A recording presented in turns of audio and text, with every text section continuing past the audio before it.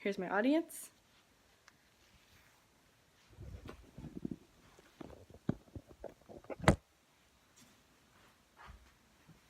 Okay. One day, a man and his son went into the food bank, and they said it would probably be the last time because the father had just lost his job 2 years ago, and the wife even currently lost her job as well. And because of this, they were living out of their car, and they didn't know where their next meal was coming from, but they knew that they would be able to find food for their children that day at the food bank. This made the volunteer working at the time very sick because she knew she wouldn't be able to help them besides provide a meal for them that day. She knew that these people were very good and were just unable to find work. She knew that they cared about their kids, but there's nothing that she could do. This anonymous testimony by the volunteer is an example of how many families are scared because they don't know where their next meal is coming from. Food Lifeline is a nonprofit organization that rescues surplus food from farmers, manufacturers, and grocery stores. They take the food, they repackage it, and they ship it to 300 plus food banks, shelters, and meal programs. Food Lifeline needs our help. Families are hungry. Food Lifeline has the resources to provide for those families, and we need to support Food Lifeline. Now let's examine the issue at hand. The number of families in need are high right now, and food banks are under a lot of pressure. As you can see from here, in 2016, Washington ranked 25th hungriest state, which is right in between, and it doesn't sound that bad, but when you look closely, 1 in 9 families lives below the poverty line, and 1 out of every 5 kids lives in a house that struggles to put food on the table. During the summer, these numbers get worse because kids are no longer in school, so the family assistance programs that the school provides are no longer there, and they rely even more heavily on food banks. Northwest Harvest, another large food bank provider, also made a note that in 2008, before the recession began, Washington cut spending by $12 billion in areas of public safety, higher education, and basic needs services, which includes the food banks and the food program services. So if the government is going to cut spending, who is going to help the starving families? Food Lifeline's purpose is to supply food to families who can't feed themselves. Food Lifeline provides 40% of meals being served in local food programs today. They package everything from salmon to milk and eggs to Brussels sprouts. And I've actually had personal experience volunteering for Food Lifeline, and when you walk into the warehouse, you can see the high shelves that are packed with bananas and green beans that they then repackage for those smaller businesses and smaller food banks. So, with all the processing that Food Lifeline has to do for those food banks, who is supposed to support Food Lifeline? It is our duty to give back to Food Lifeline, to give back to our company and to Food Lifeline because Food Lifeline provides millions of opportunities to help our community. One way to help the community is by donating money to Food Lifeline. On their website, it says that for every dollar spent, they can create 4 meals for children, seniors, and families in need. There are also volunteer opportunities all year round. Food Frenzy is one example. It's during the summer, and it's a competition where businesses compete to have the most volunteer hours.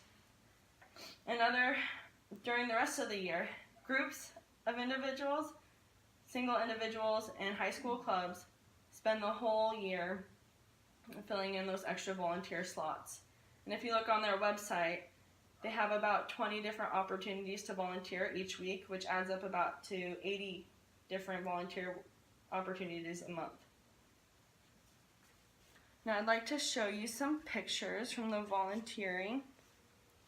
Right here you can see there's canned salmon or some sort of canned item, and there's labels, and if you volunteer you would be putting labels at some times.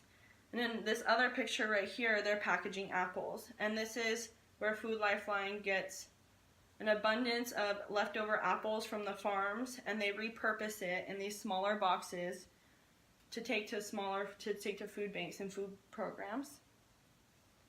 And then in this picture up here, you can see people working closely together to, in this case, label products. And it just goes to show that while you're volunteering, you're working very closely with other people. So you get to socialize, and it turns volunteering into a more enjoyable experience for everyone. And right here is the factory. And they've actually had 3 different factories, but they just condensed it into one factory recently within the last couple years. It's in Seattle. And it just shows how big the factory is and how much food they have to store. So they need a lot of volunteers to repackage all of that food. And then this is my favorite picture because this lady is smiling, and she represents volunteering very well because you're most likely going to be wearing a hairnet. And it looks like she's holding either turkeys or bagged bread, which literally you could either, it's very likely for you to package either or. And she represents volunteering at Food Lifeline perfectly.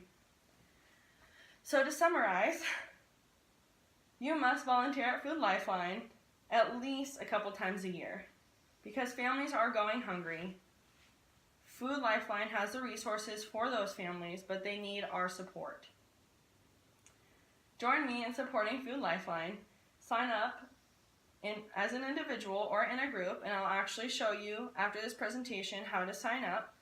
So if you have any questions or anything, you can ask me for help. And then with our help, families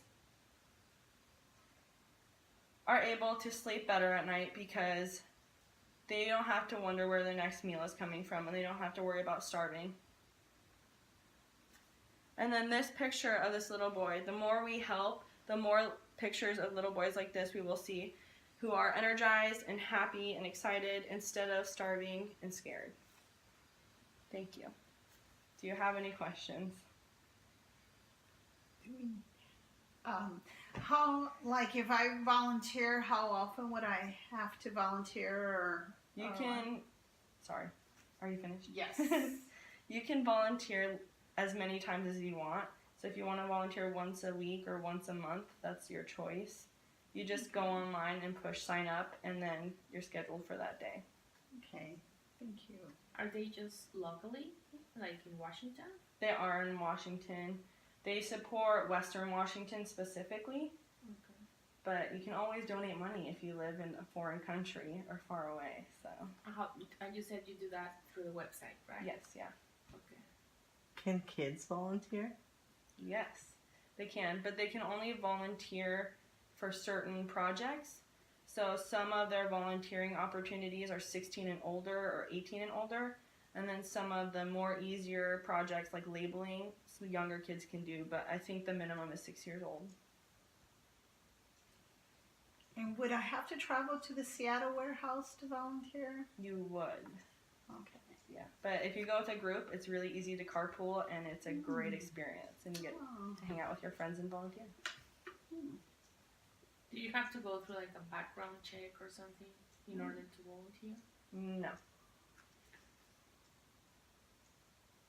That's good. So it's very easy to volunteer. You fill out a piece of paper, but no background checks or anything. And there's not a minimum amount of time that you have to like. No. They have them in like 2-hour slots or 4-hour slots, but if you leave early, like they're really understanding, and you can leave early if you have to. Sign me up. That sounds Okay. terrific. Any more questions? No. Okay. Thank you. Here's my audience again. Going the wrong direction.